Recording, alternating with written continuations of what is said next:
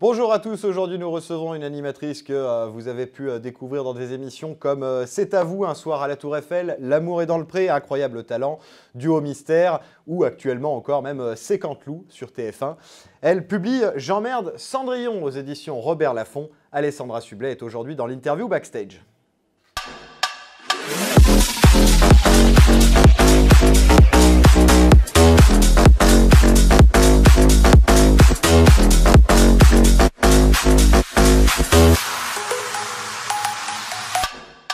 Alessandra Sublet, bonjour.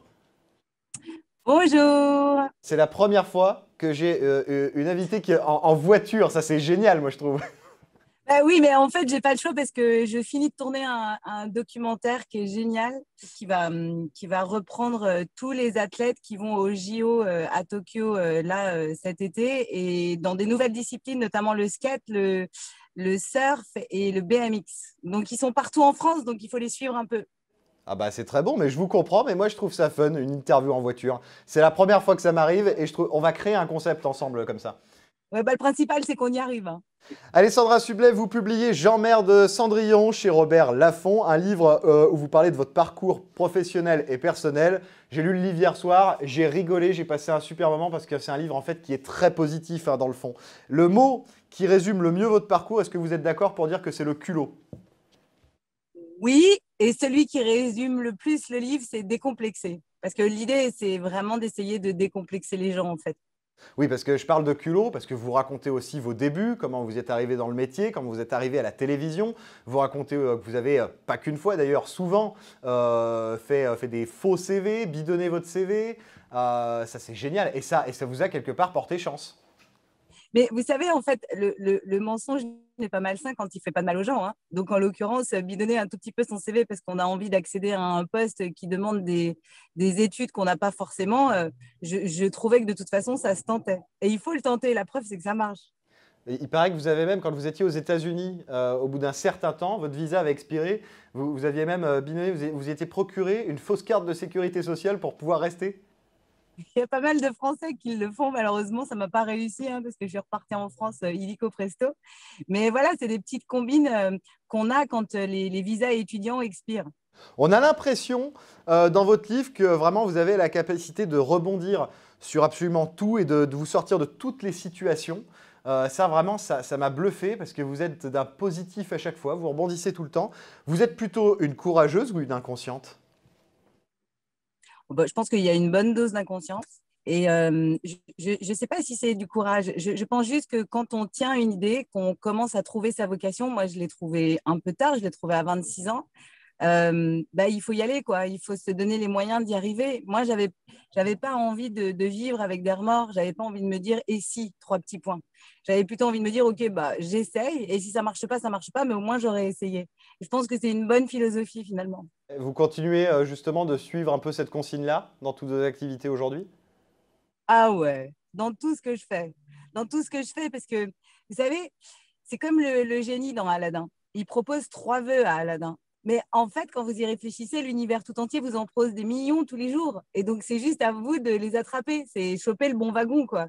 Et c'est des opportunités que vous pouvez avoir dans la vie parfois. Et moi, je trouve qu'il y en a plein qui passent devant nous. Et j'ai envie d'en exploiter un maximum. C'est aussi un livre où vous en profitez pour remercier beaucoup de personnes qui vous ont aidé dans votre parcours, des personnes que vous avez croisées, et en particulier Pierre-Antoine Capton, le producteur. Ouais, bah oui, parce que c'est lui qui m'appelle pour me proposer le pilote de C'est à vous, l'émission qu'on connaît aujourd'hui sur France 5 à 19h. Et moi, j'étais pas du tout repartie pour faire de la télévision. Au contraire, j'étais repartie pour vivre à New York.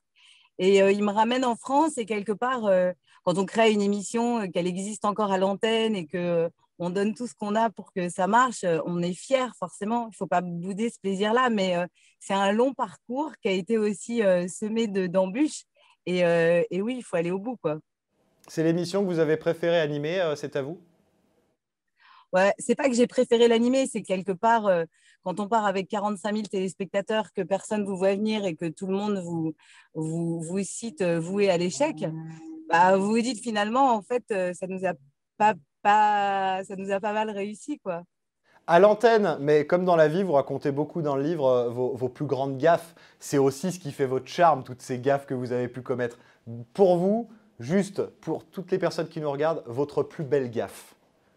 Oh bah, c'est celle que je raconte au musée Rodin, quand M6 me propose hyper gentiment de, de lancer en direct une publicité pour un célèbre parfum, juste avant un très très gros programme de la chaîne qui était en l'occurrence Nouvelle Star, que je sais qu'il y a des millions de téléspectateurs, que j'ai juste 4 mots à aligner et que j'arrive pas à les aligner en direct. Donc forcément, quand je me retrouve devant cette caméra avec le petit point rouge et que je me dis, mais attends, je crois que là, j'ai oublié le nom du parfum, ce qui est improbable, hein. Vous vivez ce qu'on appelle un moment de solitude. La terre s'ouvre sous vous et vous avez juste envie de disparaître. Mais ces moments-là, ils sont importants finalement, parce que d'abord, ça vous apprend l'humilité, et puis ça vous fait vous remettre en question, ça vous fait douter de vous, et c'est sain finalement. Donc, je regrette rien, et si je le raconte avec du recul, c'est que franchement, c'est à mourir de rire. D'ailleurs, vous avez dû vous marrer. C'est un des moments du livre où j'ai le plus rigolé, ça, effectivement, je vous confirme. Est-ce que c'est plus difficile de faire sa place et de trouver sa place à la télévision quand on est une femme? Moi, j'ai pas eu ce sentiment-là. Donc, c'est vrai que c'est une polémique dans laquelle je rentre pas souvent. Je pense que ça aurait été aussi difficile pour un homme. La seule chose, c'est que les articles appuyaient beaucoup que c'était une femme qui reprenait un talk-show à 19h et c'était la première fois. Donc, c'était bizarre de lire ce genre de choses finalement. Et puis, la deuxième chose importante, c'est qu'effectivement, on a souvent loué mon inculture et je pense que les détracteurs, les jaloux à ce moment-là avaient effectivement pas mal de billes dans leurs mains pour m'aligner. Mais en l'occurrence, je peux comprendre en un sens parce que je sortais de L'amour est dans le pré et ce n'était pas forcément la suite logique. Mais encore une fois, ça ne sert à rien de perdre son énergie à répondre. La meilleure des réponses que vous pouvez leur donner, c'est le succès de l'émission. Et aujourd'hui, elle est à plus d'1 million. Je pense que c'est clair pour tout le monde. À la lecture du livre, j'ai vraiment eu l'impression de lire une femme très libre, mais pas féministe en revanche. Est-ce que vous êtes d'accord? Non, mais si, parce qu'en fait, on confond aujourd'hui le féminisme avec debout, le point levé, en train de manifester. Le féminisme, c'est l'égalité homme-femme. Moi, évidemment, que je suis pour l'égalité homme-femme. Donc déjà, on va ramener ça à une base très claire. Et après, moi, je mène pas tous les combats. Certaines femmes ont le point levé, elles ont des raisons de l'avoir parce qu'elles ont vécu des traumatismes qui font que elles ont toute vocation à se battre.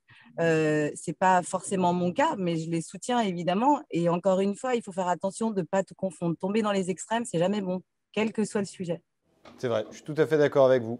Le meilleur invité que vous avez reçu? Bah, parce que c'était la meilleure bourde, c'est François Hollande. Forcément, quand en direct, vous demandez des nouvelles de la mère d'un invité et qu'elle est morte, j'ai envie de vous dire, honnêtement, ça marque. Et d'ailleurs, j'invite tout le monde, quand on a une petite baisse de morale, à aller voir cette vidéo.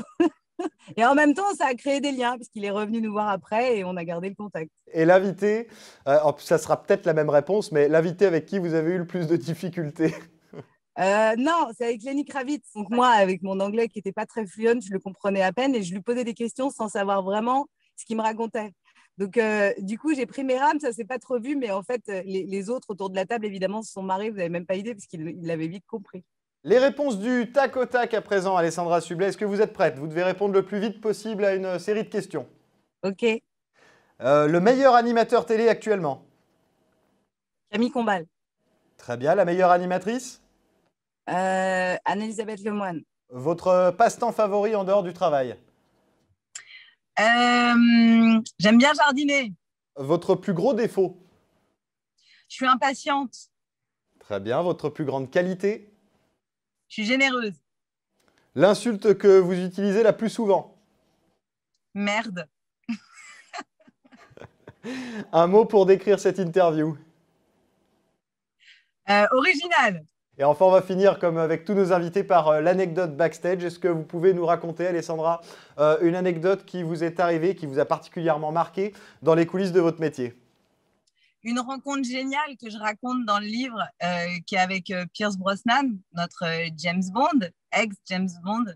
Et voilà, parce que j'ai eu la chance d'être à ses côtés lors d'un dîner, de faire l'une des plus grosses gaffes, je crois, qu'il soit, parce qu'il me parlait en anglais, je ne comprenais pas tout, mais quand même, je me concentrais. Il m'a expliqué que son ex-femme était décédée d'un cancer. Moi, j'ai compris, en fait, qu'elle l'avait largué. Et je lui dis, mais en fait, c'est pas possible qu'une nana largue James Bond. Et en fait, là, mon ex-mari me regarde et il me dit, t'as pas compris, en fait, elle est morte. mais, Mais du coup, et c'est ce que j'explique dans le livre, ah non, mais elle est fabuleuse, c'est que je le revois 2 ans après à Londres et que, et ben voilà, on a une discussion hyper sincère et que c'est pas rien, quoi, d'avoir ce genre de lien sympa avec une star internationale comme lui, mais effectivement, je crois que je l'ai marqué.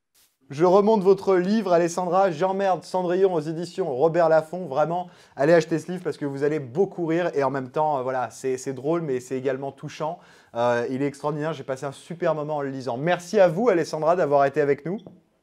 Ben, merci beaucoup, merci à vous et puis j'embrasse tous ceux qui nous regardent.